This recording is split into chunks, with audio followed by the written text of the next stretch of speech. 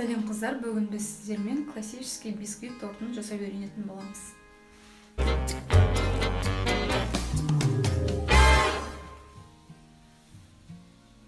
Ең алдымен бізге 150 грамм қант, 5 жұмыртқа, 150 грамм ұн және бос ыдыс қажет болады. Алдымен жұмыртқаның барлығын жарып шығамыз. Оған 150 грамм қантты қосып, барлығын бірге миксерге айналдырамыз.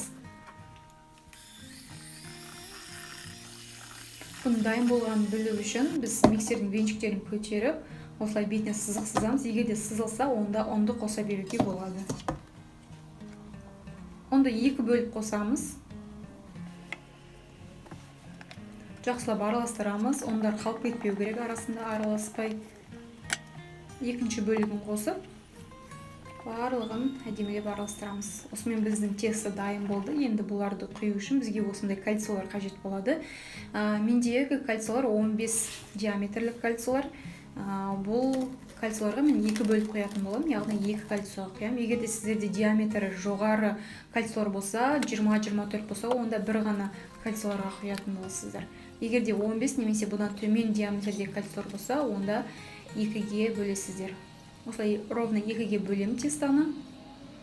Және астын мен термостойкий пищевой пленкамен орап шықтым, тесто ағып кетпеу үшін. Печкамыз біздің 180 градуста қызып тұр. Біздің бисквиттер осылай пісіп шықты. Термостойкий пищевой пленка өте жақсы ұстапты, еш жеріне ағызбаған. Осылай пісіп шықты. Енді кольцодан ажырату үшін пышақпен шет-шеттерімен кесіп шығамыз.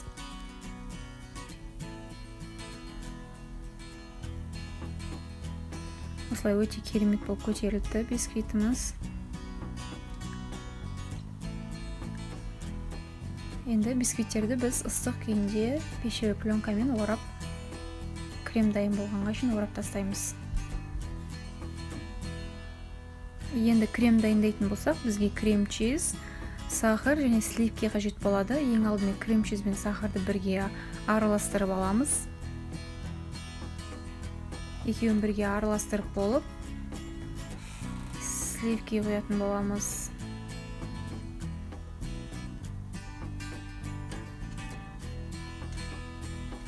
Барлығын бірге миксерде айналдырып алып, осындай қою күйге ену қажет.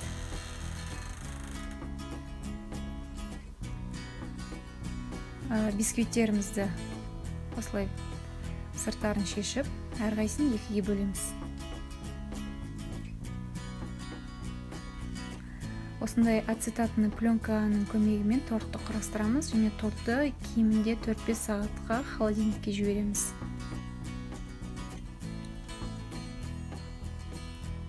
Бізге торттың сыртына обтяжка жасау үшін крем қажет, шоколад қажет, 100 грамм қазақстанский шоколад шпатель және осындай лопата қажет болады. Біз тортымызды холодильниктен алып шықтық. Ең алдымен ацетатный пленканы шешеміз. Және креммен осылай обтяжка жасай бастаймыз. Сыртын шпательдің көмегімен тегістеп шығамыз. Шпательдің және лопатаның көмегімен тегістейміз. Тегістеп болып, сыртына осындай шоколадтан потеки жасаймыз. Бұл өте керемет эффект береді. Егер де креміңіз артылып қалса, сыртына осылай декор жасауға да болады.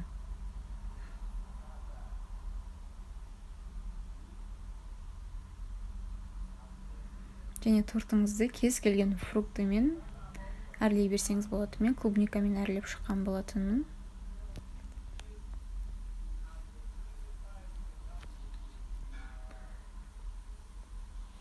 Біздің тортымыз дайын, осылай болып шықты біздің тортымыз.